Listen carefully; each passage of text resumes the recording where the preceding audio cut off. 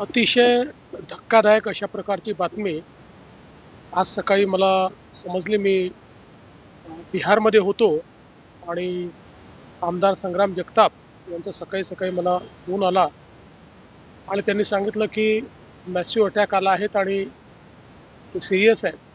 आणि त्यानंतर डॉक्टरशी बोलणं आल्यावर डॉक्टरांनी सांगितलं की रिवायवलचा प्रयत्न झाला आहे, पण रिवायवल होईल असं वाटत नाही. त्यामुळे ती खरोखर आमच्या सगळ्यांकरताच अतिशय धक्कादायक अशा प्रकारची बातमी होती. आत्ताच ज्यावेळी अमितभाई माननीय गृहमंत्री आले होते त्यावेळेस त्यांची भेट झाली. त्यांना मागच्या काळात थोडा कमरेचा त्रास झाला होता, ऑपरेशनही झालं होतं, पण त्यातनं ते अगदी नीट रिकवर होत होते. त्यामुळे असं काही वाटलं नाही की अशा प्रकारे असा अचानक ते आमच्यातनं जातील. खरं म्हणजे आपल्या सगळ्यांना माहिती आहे की अगदी जमिनीशी जुडलेलं अशा प्रकारचं त्यांचं व्यक्तिमत्व होतं.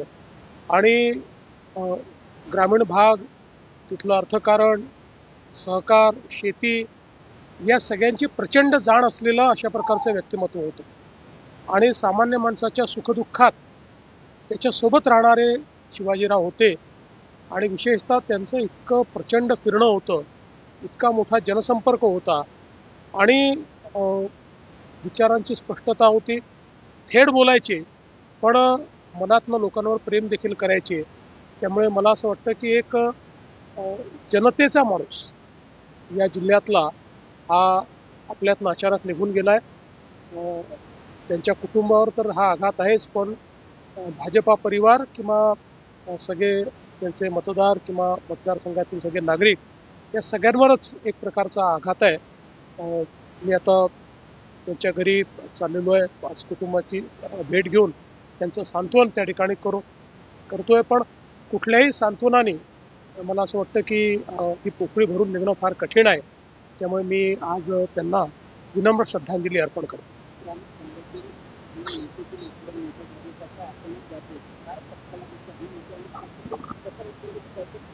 ही मोठीच हानी असते, कारण हे नेतृत्व काही एका दिवसात तयार झालेलं नेतृत्व नसतं. हे मातीतून तावून सुलाखून तयार झालेलं नेतृत्व असतं. 4 फटके खाऊन तयार झालेलं नेतृत्व असतं. जय पराजय समजून घेणारं नेतृत्व असतं. आणि त्यामुळे एक प्रकारे अशा प्रकारचं जे नेतृत्व आपल्यातनं चाललं जातं, त्यावेळेस निश्चित असं नेतृत्व तयार होण्याकरता जो काही कालावधी लागतो तो फार मोठा असतो. म्हणूनच ही पोकळी आपल्याला जाणवते.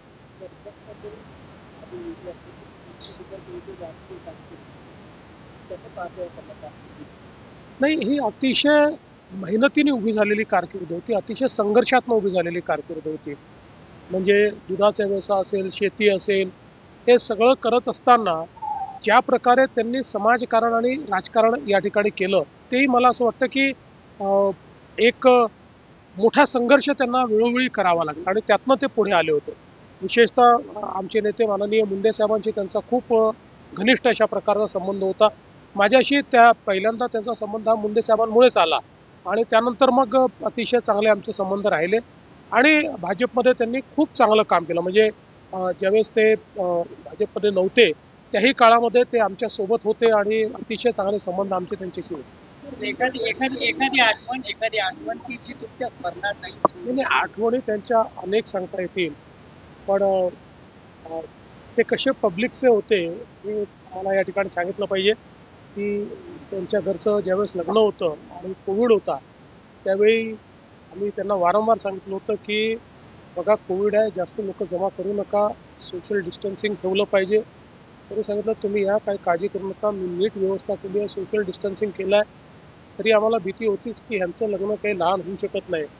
आणि तिथे हजारो लोक होते आणि ते आपलं तिथनं सांगत होते सगळे सोशल डिस्टन्सिंगने बसले आहेत. सगळे सांगायचे हो आम्ही सोशल डिस्टन्सिंगने बसलो आहे, पण आम्हाला समोर दिसत होतं की लोक कसे बसलेले आहेत.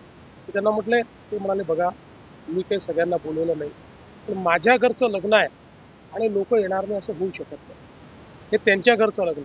त्यामुळे आता जे काय होईल ते आता तुम्ही मला माफ करा, पण आम्हाला हे लग्न असंच करावं लागेल.